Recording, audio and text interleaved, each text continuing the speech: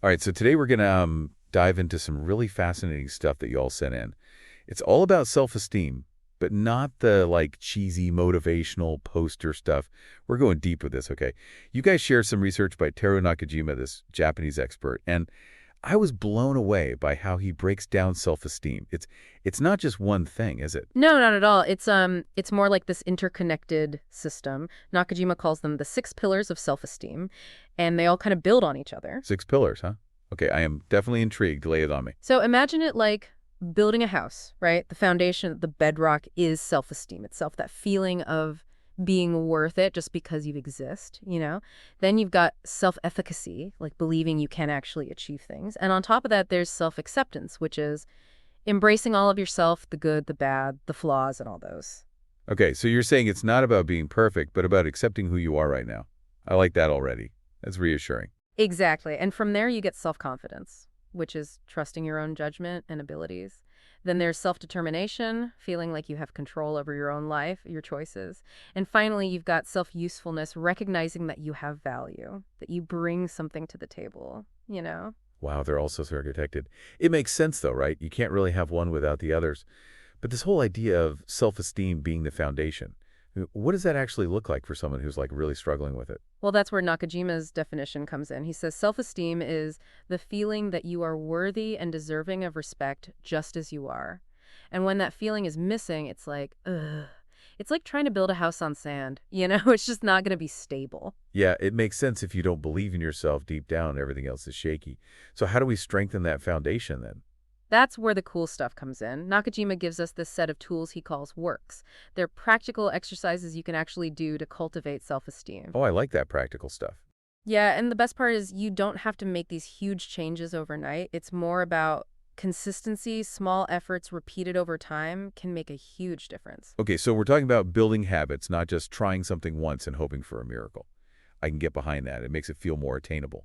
So what's one of these works that we can start with? One that's really powerful and actually pretty simple is the self-praise work. Self-praise. That sounds almost too easy. How does that actually help? Well, think of it like training your brain, right? Every time you acknowledge and celebrate an accomplishment, even a small one, you're reinforcing a neural pathway. It's like telling your brain, hey, we did good, let's do more of that. So even little things like getting out of bed or making a healthy breakfast, those count. Absolutely. It's all about shifting your focus to the positive, giving yourself credit where credit is due. I think we tend to be so hard on ourselves, don't we? This helps to balance that out. Yeah, for sure. I could see how that would make a difference over time. What else can we add to our self-esteem toolbox? Another one that's really powerful is the gratitude journal work. Basically, it's just writing down things you're grateful for each day. Gratitude, I feel like that's everywhere these days, but how does that tie into self-esteem specifically? Well, it's about actively directing your attention to the positive aspects of your life, right? And research actually suggests that practicing gratitude can change the neural pathways in your brain, making you more receptive to those positive experiences and less focused on what's missing. So when you're focused on what you're thankful for, it's harder to get bogged down by all the negative thoughts. Exactly. And that shift in perspective can have a huge impact on your self-esteem. Okay, so far we've got self-praise and gratitude. What's next? Well, Nakajima also emphasizes recognizing and appreciating your strengths. He calls this the strengths discovery work, and it's all about identifying your unique talents and positive qualities. I think so many people, including myself, we tend to focus more on our weaknesses than our strengths. It's easy to get stuck in that trap. It is a common trap, but this work is all about breaking free from that pattern. Actually taking some time to write down a list of your strengths, big and small. So it's about taking stock of what you're already good at, instead of just dwelling on what you need to improve. Precisely. By actively recognizing your strengths, you shift your self-perception. You start to see yourself in a more positive light, and that's essential for building lasting self-esteem. This is really starting to come together. So building on this idea of recognizing your abilities, what's the next work? It's called the success inventory work, and it's all about remembering past achievements to boost your belief in what you can do. Oh, I like that one. So instead of focusing on, failures or setbacks, you make a list of all the times you've succeeded. Exactly. It could be anything from acing a test in school to overcoming a personal challenge or completing a project at work. By revisiting those past successes, you're reminding yourself of your capabilities. Yeah, like giving yourself evidence that you're capable of achieving things. That's it. It's a really powerful way to combat self-doubt and boost your belief in yourself. Okay, adding that one to my list for sure. What else do we have? He also talks about using the power of positive self-talk. He calls this the affirmation power work. Affirmations. I'm curious, how do those actually work? Well, they're positive statements that you repeat to yourself regularly to reprogram your subconscious mind. It's about replacing negative self-talk with positive messages. So things like, I am worthy, I am capable, I am enough. Exactly. The idea is that by consistently repeating these affirmations, you can start to shift your beliefs about yourself. It's like planting seeds of positive self-belief in your mind. I love that analogy. And just like seeds need time to grow, affirmations take consistent practice to take root. Makes sense, but sometimes those negative thoughts are so loud. How do you drown them out with affirmations? It takes effort and practice, for sure. You can try writing affirmations down, saying them out loud in the mirror, even recording them and listening to them throughout the day. The key is to find what works for you and stick with it. Right, so we've got self-praise, gratitude, strengths, discovery, acknowledging past successes and affirmations. What other tools does Nakajima recommend for this self-esteem journey? This next one is especially relevant in today's world. With social media and everything, it's the comparison detox work. Oh, the comparison trap. I think everyone has fallen into that at some point. It's so common and it can be so damaging to our self-esteem. This work is about breaking free from that cycle of comparing yourself to others and instead focusing on your own unique journey. That sounds easier said than done, though. How do you actually stop comparing yourself when you're constantly bombarded with other people's highlight reels online? It takes conscious effort and practice. Start by being mindful of the content you're consuming. Unfollow accounts that trigger those feelings of inadequacy. So you're saying we need to curate our online environments a bit more, be more selective about what we let into our mental space. Exactly. It's about protecting your self-esteem by choosing to focus on content that inspires you, uplifts you, rather than makes you feel less than. That's a really important reminder. Okay, so adding a comparison detox to the routine. What else can we do? This next one is about challenging that need to be perfect. Nakajima calls it the embrace imperfection work. Letting go of perfectionism. Ooh, that's a tough one. It can be, but it's also incredibly liberating. Perfectionism often leads to self-criticism and disappointment because it sets these unrealistic standards that no one can actually meet. So it's about being kinder to ourselves, accepting that we're not going to get everything right all the time. Precisely, mistakes are inevitable, but it's how we respond to them that matters. This work encourages you to view setbacks as opportunities for growth and learning. Ooh, that's a good perspective shift. It's about reframing failure as part of the process, not a reason to give up. Exactly. When you embrace imperfection, you cultivate resilience, which is crucial for building strong self-esteem. Okay, embracing imperfection. I like it. What's the final tool in this toolkit? The last one is all about self-compassion. It's called the mindful self-compassion work. Mindful self-compassion. Can you elaborate on that a bit? Sure, it's about treating yourself with the same kindness and understanding that you would offer to a loved one who's struggling. So like being your own best friend. Exactly. We tend to be our own worst critics, and this work encourages you to break that cycle and cultivate a more supportive inner dialogue. So challenging those negative thoughts and replacing them with self-love and acceptance. Precisely.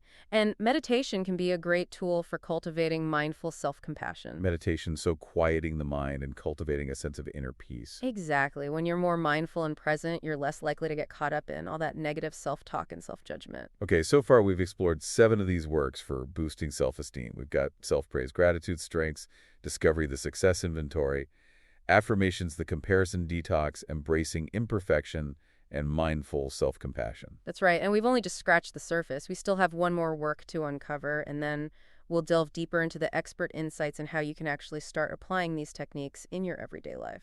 This is already so insightful. I can't wait to hear about that last one and how it all comes together, but I think we've given our listener a lot to think about for now. Welcome back, you guys. So before the break, we were diving into those 8 works from Teru Nakajima, all about boosting self-esteem. We've covered a bunch already, from celebrating small wins to being more mindful online. It's been quite a journey. It has.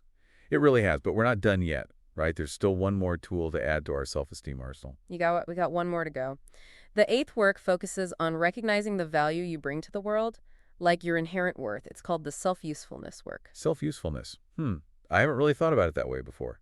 How does that play into self-esteem? Well, it's about understanding how your skills, your talents, even your everyday actions contribute to something bigger than yourself. It could be volunteering, helping a friend, or just offering a kind word to a stranger. So it's not just about personal achievement, but about the positive impact you have on others and the world around you. Exactly. You matter. Your contributions make a difference, no matter how small they may seem.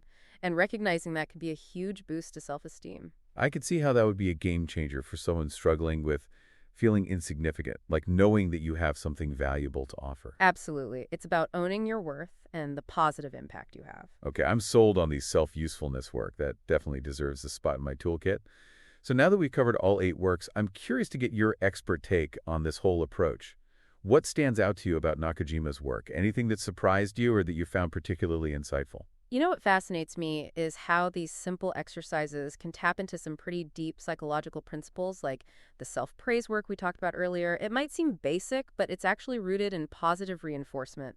Every time you acknowledge a win, you're strengthening those neural pathways for self-belief. It's like training your brain to focus on the positive, which can lead to real changes in how you see yourself. Exactly. And the comparison detox work is so important these days. Social media can be a breathing ground for self-doubt, so consciously limiting your exposure and focusing on your own path is crucial. Oh yeah, it's so easy to get caught in that comparison trap online. I think people underestimate how much that affects their mental health. It's huge. And then there's mindful self-compassion. We're often so hard on ourselves with these impossible standards, but practicing self-compassion creates space for acceptance and forgiveness, which are essential for self-esteem. Instead of beating yourself up, you're learning to treat yourself with kindness. Exactly. We all deserve that, especially from ourselves. This has been so eye-opening. We've covered all 8 of Nakajima's works and gotten your incredible insights. I think our listener has a lot to digest. But before we wrap up, I want to make sure they feel empowered to actually use these ideas. Absolutely. Knowledge is great, but action is where the magic happens. Right. So what advice would you give to someone who's ready to start boosting their self-esteem? Where do they even begin? I would say start small. Choose 1 or 2 works that really resonate with you. Don't try to do everything at once. It's better to be consistent with a few things than get overwhelmed trying to do it all. Great advice. Find what works for you and make it a part of your life. Exactly. Maybe the gratitude journal clicks for you or the self-praise work feels most impactful. Experiment a bit. So it's about personalizing it, making it your own. Any other tips for someone just starting out on this journey? Be patient. Building self-esteem takes time. There will be good days and bad days, moments of confidence and moments of doubt. It's a process. Don't get discouraged if you don't see results overnight. It's not about perfection, but showing up for yourself consistently. Exactly. And don't be afraid to ask for help if you need it. Talk to a therapist, a counselor, a friend, especially if you're dealing with deeper stuff. Sometimes we need that extra support. You're not alone on this journey. This deep dive has been so empowering. We've explored self-esteem, learned about Nakajima's tools, and gained amazing insights from you. I feel like our listener has a solid foundation now for building a better relationship with themselves. And remember, self-esteem is a journey, not a destination. It's about continuously working on self-love, self-acceptance, and self-belief. You've got everything you need to create a life you love. Beautifully said. But before we send our listener off on their self-esteem adventure, I have one last question for you. I'm listening. Of all the works we've discussed, which one do you personally find most impactful in your own life? That's a good question. For me, it's a combo of the gratitude journal and the mindful self-compassion. Taking time each day to appreciate what I have and being kind to myself, those are game changers. Powerful combo. It's a good reminder that even experts need to practice these things. We're all works in progress, right? Absolutely. And that's a perfect segue into our final thoughts for our listener. We've given you the tools. Now it's your turn. Okay, so we've explored these 8 works, gotten amazing advice, and now it's like time to make it real for you listening right now. Right. It's all about taking this knowledge and actually using it. Exactly. So as you're finishing up this deep dive with us, think about this. Which of these techniques feels like the most powerful one for you right now? The one that if you started doing it today, could make a real difference. It could be that self-praise thing, or maybe the gratitude journal, or maybe it's that comparison detox that really speaks to you. But whatever it is, don't just let it fade away. Yeah, write it down, tell someone, set a reminder, make a little promise to yourself to actually try it out. Remember those small steps done consistently, they add up to big change over time. And you know what's cool about all this? Nakajima doesn't just see this as like feeling good for the sake of it. He sees boosting your self-esteem as the foundation for a better life. Like it takes self-belief to go after your dreams to really make a difference. Exactly. It's not just about feeling better in the moment. It's about empowering yourself for the long haul. This has been amazing. We've explored self-esteem, learned about these awesome tools, and gotten such great advice from you. And remember this journey. It's not about reaching some finish line. It's about constantly growing and learning more about yourself. So keep exploring, keep trying things out, keep being kind to yourself. Maybe this deep dive is just the beginning. Maybe you'll want to check out more of Nakajima's work. There's always more to learn, but the most important thing is to remember this. You are worthy, you are capable, and you have the power to create an amazing life. That's a wrap of this deep dive into self-esteem, everyone. Until next time, keep diving deep and keep believing in yourselves.